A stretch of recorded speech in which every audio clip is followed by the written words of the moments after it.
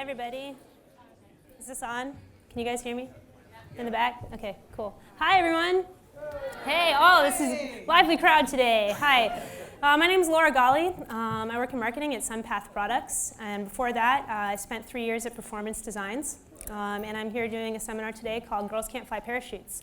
I also have Maxine Tate sitting up here with me. She's going to be here to answer some questions and talk a little bit more about canopy stuff too afterwards, if you want to stick around and chat.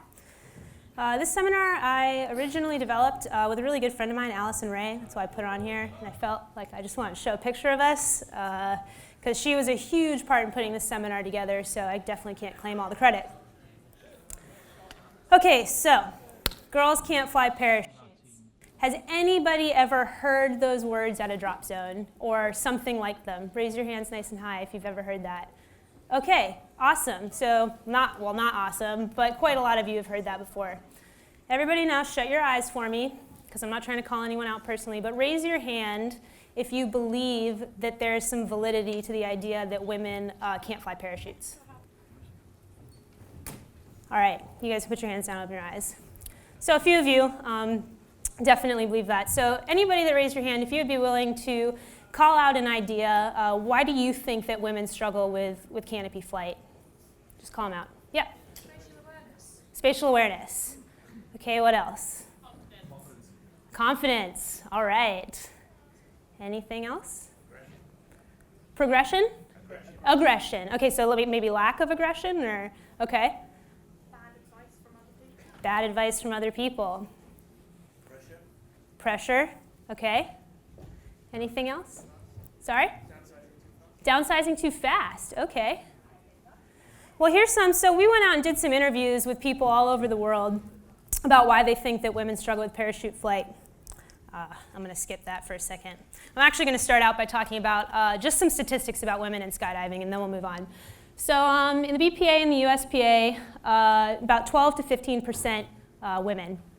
And we see about the same number, about 13%, at least in the USPA, go on to get instructional ratings. So become a tandem instructor or an AFFI or something like that, get a coach rating. I wish I had some more BPA stats up here. I did try to get them, but this is what I have, so bear with me. At the USPA National Skydiving Championships, about 21% of the competitors are women. So it shows that there's definitely a desire for women to progress in the sport and move on to like higher areas like competition. But actually the opposite happens in canopy piloting. So only about 7% of the people that show up to USPA National CP Championships every year are women, which translates to about 4 or 5 maybe. And at the last World Cup, there was only 2 women out of all the 78 competitors. You know, and just to add to that, I don't have any statistics to back this up, but just from my own personal observation, I definitely see fewer women that are interested in things like swooping or maybe crew than I do men. All right, so the word on the street. Like I said, we went out and did some interviews to talk to people about why they think this is. Some of the answers we got: women have poor depth perception, that women aren't aggressive enough, downsize too slowly. We also heard downsize too quickly earlier. That women are just naturally more afraid of skydiving in general, fearful, they lack confidence. That women are not strong enough to flare large parachutes. And that women are not confident under canopy, which leads to poor decision making. So in these interviews, we also videotaped a few of them, and I'm going to show you some girls talking about their experience, what they heard at their drop zone when asked this question. My AFF instructor actually told me that I would never be able to land a parachute and that I should pretty much quit skydiving and stick to cheerleading. So here I am, flying a 64 square foot parachute with a 3.2 wing loading. So I think that in general, yeah, if we instill the confidence in women that we can do this, you know, we can land a canopy just fine, that they would go up already believing in themselves. I started skydiving in a small drop zone in France, and for sure everybody was making fun of the girls. Like the small mistake would become big jokes, and it's just this natural environment that everybody just jokes about the woman being bad canopy pilot, crashing in the tree, or like all the little things, but it's definitely an environment. I was never told that women are not going to be as good canopy flyers as men, but I think as far as expectations, there's a bit more of an expectation from a guy to progress faster as far as the type of canopies they're flying. And with women, there's an expectation to kind of hand back. I think what holds women back under canopy is a lack of confidence and a lack of self-belief, not a lack of natural talent. I think realistically there shouldn't be any difference whatsoever. It doesn't make any difference, right? So you guys might have recognized some people in that video. Obviously Maxine, who's sitting right next to me, Jeannie Bartholomew, who's a CP competitor, as well as the Joy Riders, who are amazing free flyers. So the common theme here is lack of confidence, is really what we hear, and fear. Raise your hand if you know a girl at your drop zone that lacks confidence under canopy or is afraid of being under a parachute. Okay, so pretty much everybody. But are women born afraid of parachutes? No. It's not as if the women in this room showed up to their first day of skydiving thinking to themselves that they're really excited to learn how to jump, and this is so great, but they're really afraid of the parachute part and they think they're going to fail at it. That's not how you approach skydiving. So it has to come from somewhere. It has to originate. And really there's two things that lead to lack of confidence for women. And the first one is that they are told that they are going to fail. Sometimes from the very first jump. I know this was my experience. I'm sure a lot of the women in the room can probably relate, but your instructor or somebody that you look up to at your drop zone probably said something like, hey, women tend to be really good at free fall, but they do not tend to do well under canopy. So you approach skydiving with that mindset. The second thing that happens is that woman then goes out and has a negative experience under canopy, so whether it's a bad landing or maybe a scary experience with having to land out. And instead of really analyzing that bad experience, taking into account all of the factors, unfortunately a lot of the time it's just written off as, well, that girl just biffed in because she's a girl and because she lacked confidence and didn't make the right series of decisions. So in this seminar, I'm really going to focus on point number 2 a little bit more and what leads to point number 2. But point number 1 is just as important, and I don't want us to forget that. But right now, we're going to go to point number 2. All right. So I'm going to make the argument right now that women are set up for failure because of their canopy progression. And to do that, I'm going to use 2 jumpers. I'm going to illustrate 2 jumpers. One's a male, one's a female, and we're going to talk about their canopy progressions and why one is going to set up the male for success and the other will set up the female for failure.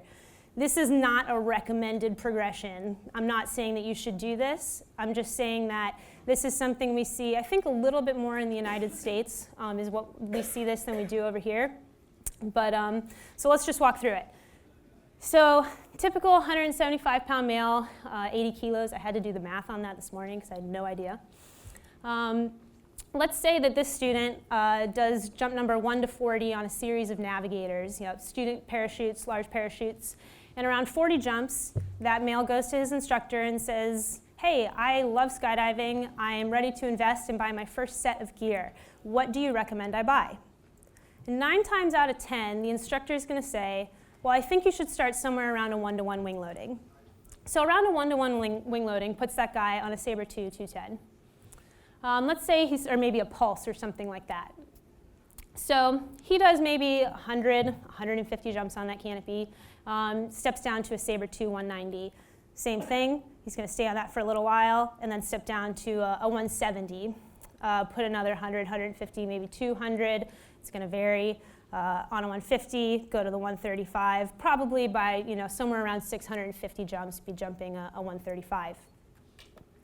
So for the sake of argument, let's say that this guy went through his training program at the same time as a woman. And this woman does all the same number of jumps in the same weather conditions. They have the same instructor and they get all the same advice. So here's a progression that we commonly see as well. So this 125-pound female, 56 kilos, she does her student jumps on a series of navigators and maybe some Sabre 2s in there because the navigators bottom out at 200 square feet. So she might start jumping like a 190 with 30 jumps. At 40 jumps, she does the same thing, goes to the instructor and says, hey, I'm ready to buy my gear. I love skydiving. This is the best. What should I buy? And the instructor is going to probably pass on the same advice to her, which is that I think you should start out somewhere that puts you around a 1-to-1. So she goes out and buys a Sabre 2 150 or a Pulse 150. She then steps down to a 135. And again, for the sake of argument, we're going to say that they downsize at exactly the same time as well. They're downsizing at the same rate. Every time the guy gets a new canopy, the girl's ready to get a new canopy too. So she steps down to the 135. Then to the 120, the Sabre 2 107. And then I just kind of put question marks on there because you can see it's getting a little bit ridiculous. So I'm going to point out a few issues with this canopy progression and why it's bad. The first one is that there's a really big jump here between the student canopies and maybe the rental gear that's available at that drop zone and the first parachute that woman buys. So let's say she was jumping a Navigator 200 or something like that, and then the only rental gear available at her drop zone is like a 190, and then now she's going to jump down to the 150. Even if she does a couple jumps on a 170 in there in between, it's still a really big and rapid jump to suddenly go to a 150. And that's going to put her at a disadvantage right away because she's getting way more out of that parachute than she's really ready for. Second thing I'm going to point out here is what's going on kind of in the middle when both of these jumpers have a bit of experience under their belts. They're learning how to skydive and starting to get on some fun jumps. And they're both around like a 1.2 wing loading. So we got the guy over here on a 170 and the girl on a 120. Same exact type of parachute, but same exact type of wing loading. But that Sabre 2 120 is actually going to be a lot more aggressive. And here's why. It has to do with the difference between speed and handling with parachutes. So let's first define those things. So when we talk about speed, we're talking about air speed here. And that's just simply how fast is the canopy going through the air. Handling, on the other hand, is in relation to responsiveness in turns or inputs, sensitivity and flare timing, and the overall controllability of the parachute from opening to landing. So how does a change in the canopy size affect speed and handling? We're going to assume that all the factors here are constant. The wing loading is constant, so like I said earlier, they're both at a 1.2-ish. The type of wing is constant, so they're both jumping a Sabre 2. The weather, everything is constant about this situation except for the size of the parachute. The airspeed of those two canopies is going to remain generally constant with a slight change in glide slope. However, the smaller canopy is going to be a lot more sensitive to all inputs. John LeBlanc is really good at explaining why this is, but it has to do with the shorter line set, the smaller size of the canopy, like from end to end, and how easy it is to turn that parachute around. So essentially, the handling of the 120 in a turn is going to dive a lot more than the 190, even at the same wing loading. So back to here, we can see that the girl's going to be kind of at a disadvantage because she's jumping a canopy that's way more aggressive with the exact same amount of jumps as the guy. The third thing I'm going to point out here is that, kind of like I mentioned earlier,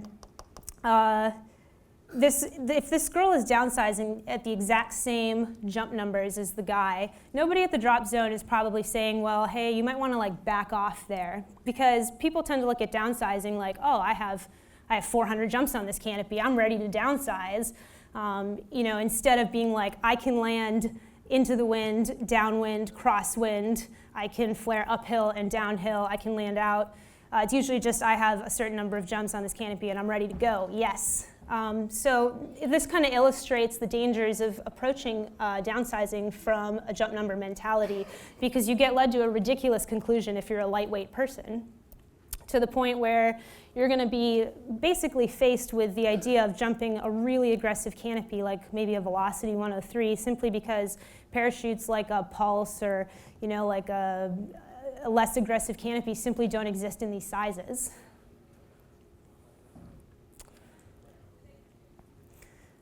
All right, so here's another progression that's probably going to be a little bit more likely to happen in a real-world scenario. Like, that girl's probably not going to get to a Velocity 103 at 650 jumps. I can't imagine any instructors here actually recommending that.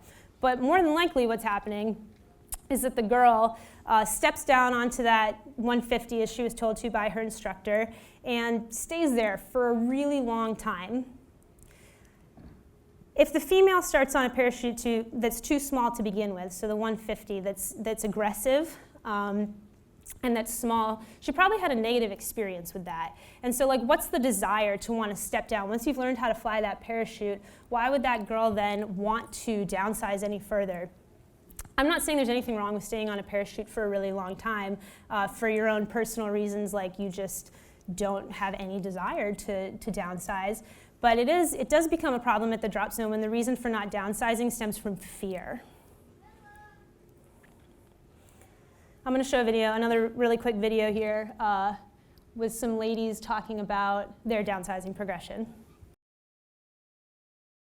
The first canopy I bought was an Electra 150, and so I guess my wing loading was about a 0.9 or 1 on something like that, and I kept it until I had 1,000 jumps. My first parachute was a Sabre 170, I think. So probably a similar wing loading to you. And then I shifted to a 150 very quickly and did like, I don't know, 500 jumps or something on that. I did a bunch of jumps on a 170, but the first canopy I purchased was a Sabre 2 150, and probably less than a 1. I jumped in it for quite a while as well. Yeah, when I started skydiving, I wasn't about canopy flight at all. I was into FS, I was competing at 4-way and 8-way, and I was all about the training, and I didn't really know much about my canopy or how to fly it. I was an incredibly mediocre pilot, very mediocre. For me, I was just happy with it. I was flying safely. I never scared myself. Like, the canopy part was kind of uneventful to me. I was very focused on the free fall part, and I just needed something to get back to the ground, and I never put too much thought or effort into it. Yeah, it was the same for me as with Domi. It was not even really a part of the sport that I was considering. It was just the part that got me down safely after I'd been involved in freefall. So one of the big issues that we find is girls staying on canopies that are too big for them because of advice that they get from instructors or their friends. And a lot of times we see girls downsizing to canopies that they shouldn't really be on, or changing types of parachutes that they really shouldn't be jumping, and then it ends up resulting in injury. Yeah, a lot of women the petite women are given the advice, you need to start out with this magical 1-to-1 wing loading, and that will put them on a 120 or something like that. And then these poor women don't have the experience for it, and they have gear fear. That's what I call it, gear fear. And there is no magical start for the wing loading. You start on what's right for your experience level, and it's not going to be a 120.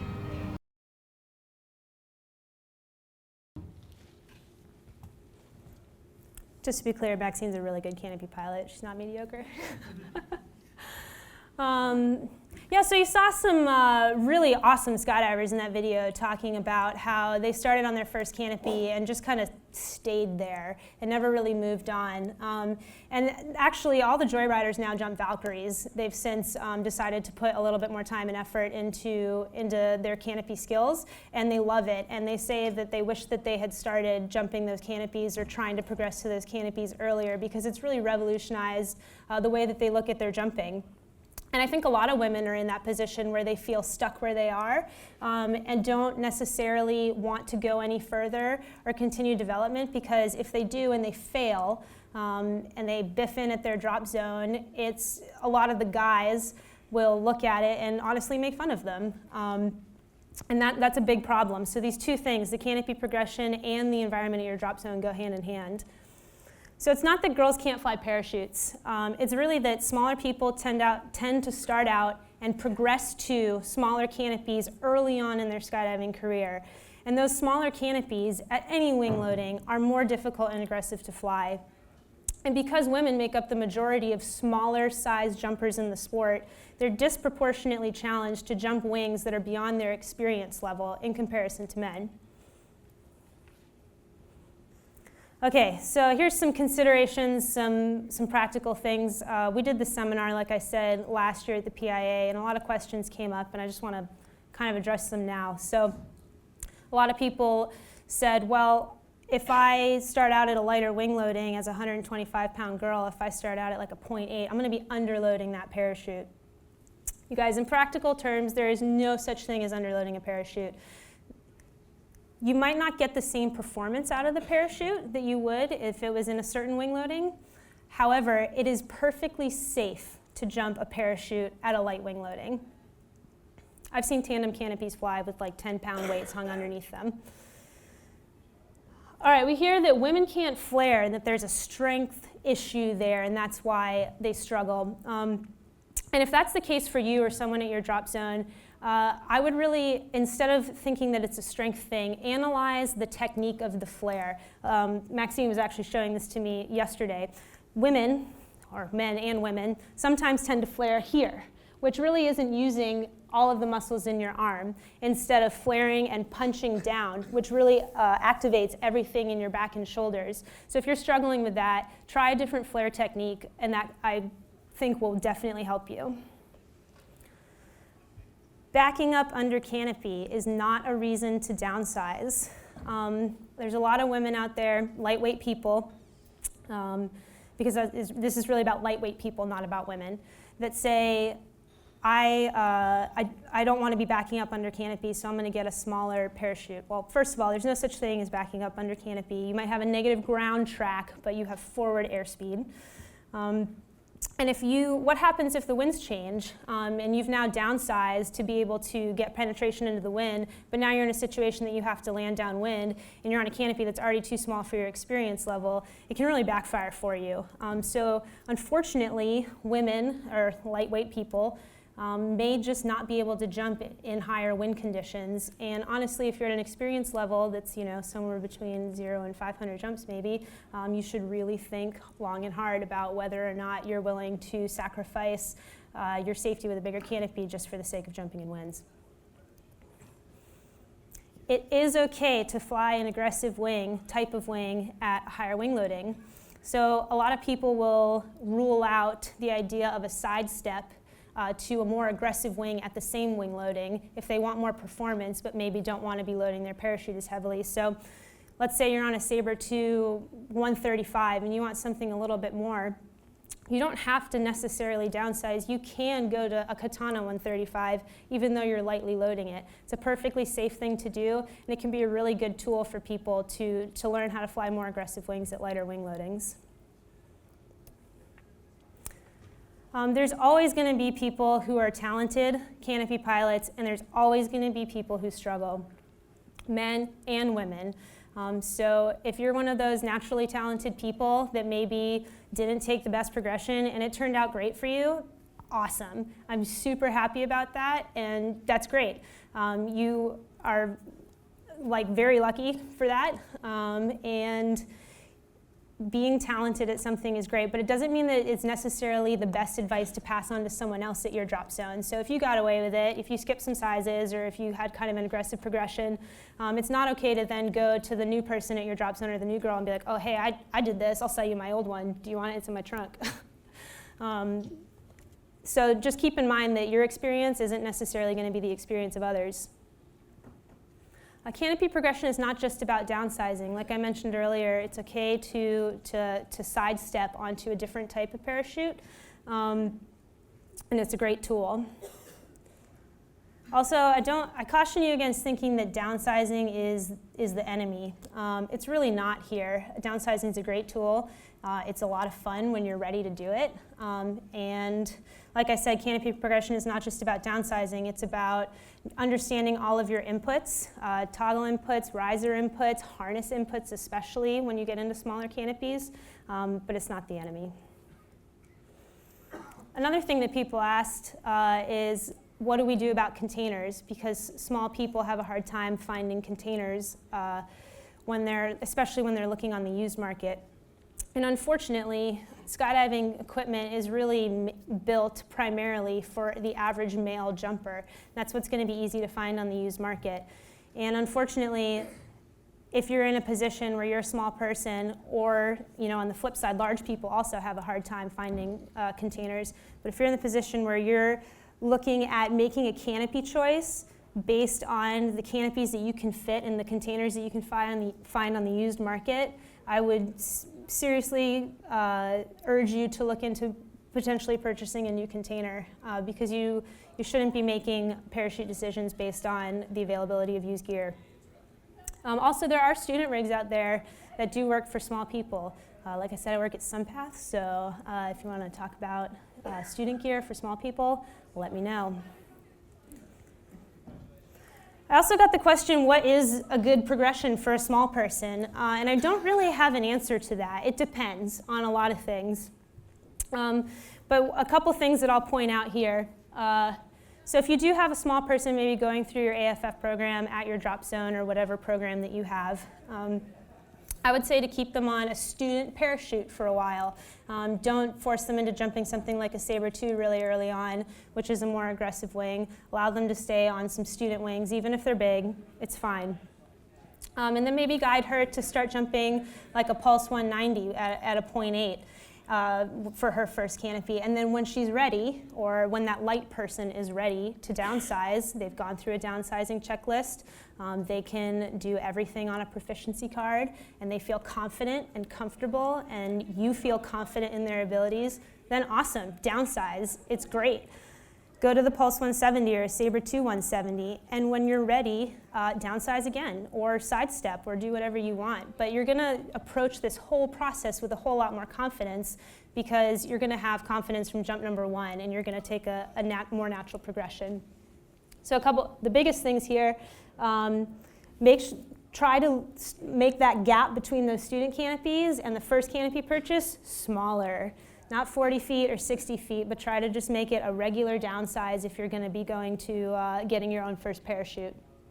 Downsize when you're ready, and then at the bottom, like I've mentioned before, just don't be afraid to sidestep. All right, so what can we do as, I think a lot of people that are here today are like leaders in their community. It obviously shows that you have a desire to be a leader at your drop zone by showing up here and trying to get some knowledge and get educated. So use that knowledge and change the conversation at your drop zone.